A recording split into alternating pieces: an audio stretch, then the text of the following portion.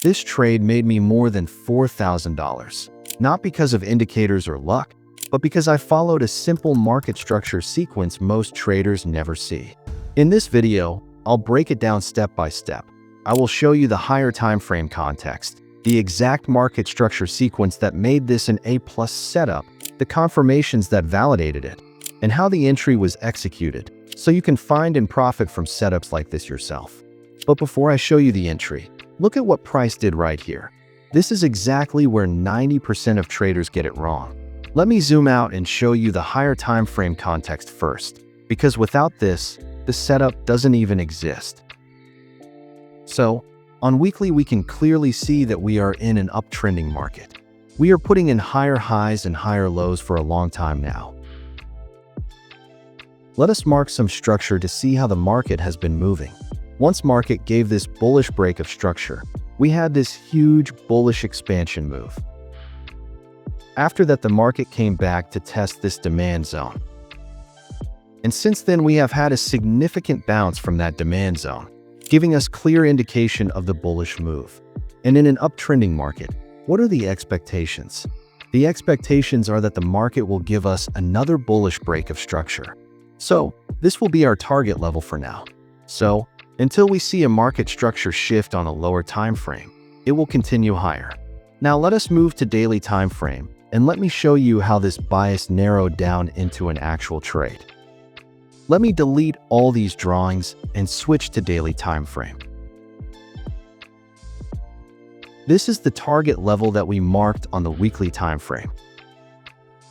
Now let us focus on the most recent action on the daily time frame and see how things look over here. Let me zoom in a little bit. Let us mark structure on this most recent November and December move now. We had this clear break of structure. And after that, we came back and respected the daily demand zone. And then had another bullish expansion move. So that demand zone is mitigated. After that, we continued the uptrend, which gave us another bullish break of structure. And this time it left two demand zones. So what are the expectations now? The expectations are that we will come back to some unmitigated demand zone, bounce from there, and continue our bullish expansion. Now, since we have two demand zones, let us check if any of them is mitigated. And right away, we can see that this demand zone that we have marked was mitigated before this huge bullish move happened. Let me mark the second demand zone.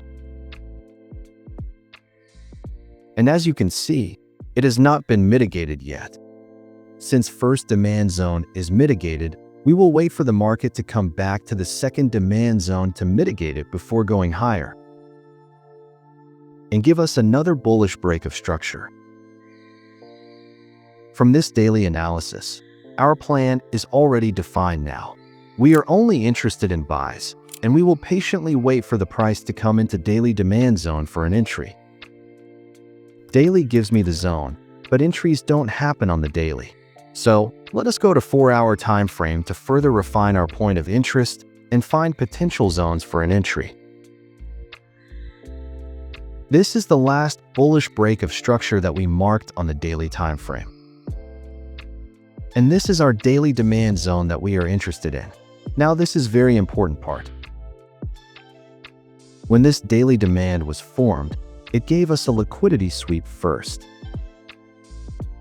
After that, we got our change of character, which signals a bullish momentum. And once that happened, we came back to mitigate this demand zone and continued higher, giving us the break of structure on daily time frame. And that is a very important thing. Whenever a demand zone is formed, this liquidity sweep is very important. Because this tells us that this low is now a protected level and the market will not go under this level. So we will mark this as a strong low. And as long as the market stays above this level, we are bullish. If the market ends up going under this low, that means that our setup has completely failed. As long as we are holding above this level, we are good. Now let us find the demand zone that we are interested to buy from. This is the daily demand zone that we marked from the daily chart, and it is very wide, so we will try to refine it on the 4-hour chart. If we look at 4-hour chart, we have two demand zones that have formed, and now let us find the one that is unmitigated. This is the first demand zone that was formed after the liquidity sweep. And as you can see, we came back and mitigated this demand zone before going higher. Hence, this demand zone has been mitigated and we will cross it out. This is the second demand zone that we see on the 4-hour chart. And as you can see, once this zone was formed, the market has not come back to mitigate it after its formation. So, this is the unmitigated demand zone that we are interested in for our buys, and we do not expect the market to go under this 4-hour zone that we just marked. So, I am going to delete all other demand zones and only focus on this particular 4-hour demand now. And since we are expecting another bullish break of structure, this level would be our new target level. Now, if you want, you can directly enter using 4-hour demand zone. But as you can see, the risk-to-reward ratio is just terrible in this scenario. I personally prefer minimum 5 to 6 risk-to-reward trades. Now look at what happened once we came into our demand zone. As we were approaching down, this was the last bearish break of structure that happened on 4-hour chart. And once we mitigated the demand zone, we had this huge impulsive move to the upside. And that move was able to create a bullish change of character. We haven't really closed above it on 4-hour, but as you can see on 1-hour time frame, it gave a close above, and that is why I considered it a valid change of character. And once that change of character happened, it left behind an unmitigated demand zone on the 4-hour zone. Now we have all our confirmations. We came back and mitigated the 4-hour demand zone. And after that, we got a nice impulsive move that gave us the change of character. So now we can directly enter on this demand zone if we want to. This is a confirmation entry, and if you take an entry on this demand zone, you would have got around 1 to 4 risk to reward on this confirmation entry, which is not bad at all. But I did not enter like that. Let me show you why this trade became an A+ setup. This change of character happened on December 16th. Now let me go to Japanese Yen Currency Index. JPYX Confluence made this setup an A+ setup. JPYX is bearish, and this was last break of structure on JPYX on 4-hour chart. And we expect that it will come to an unmitigated supply zone and continue going lower. And this was the only supply zone that was not mitigated on JPYX.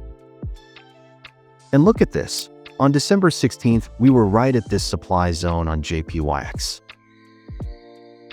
And I was expecting JPYX to test this supply zone and start going lower. And that is what made this setup even stronger. If JPYX goes lower, it means GBPJPY goes up. That alignment is one of the biggest reasons I had confidence holding this trade. I've broken this down in detail in my JPYX Confluence video. If you trade any JPY pairs, this video will bring you so much clarity.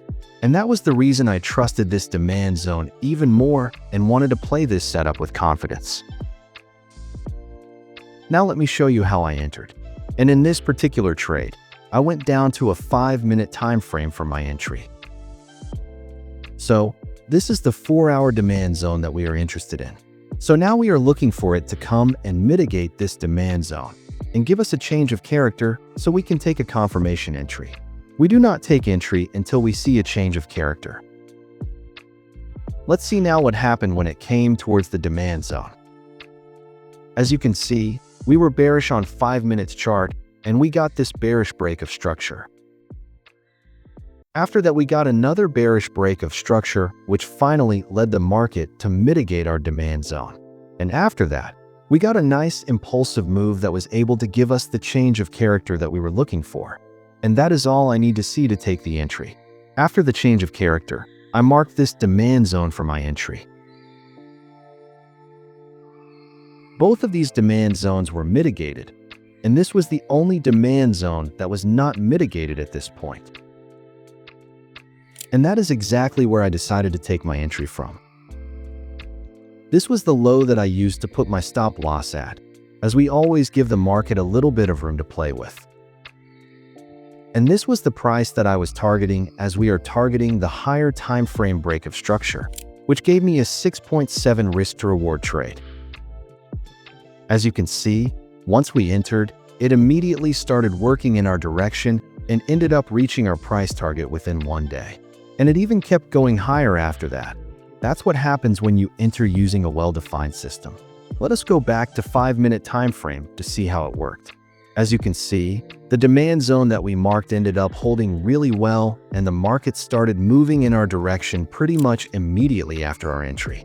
And since our target is logical, we do not need to exit early. Like I said earlier, if you trade any JPY pairs, you're missing a huge edge if you're not watching JPYX. The JPYX confluence is one of the main reasons this trade worked, and it's something most traders completely ignore. Make sure you watch that video next. I will see you there.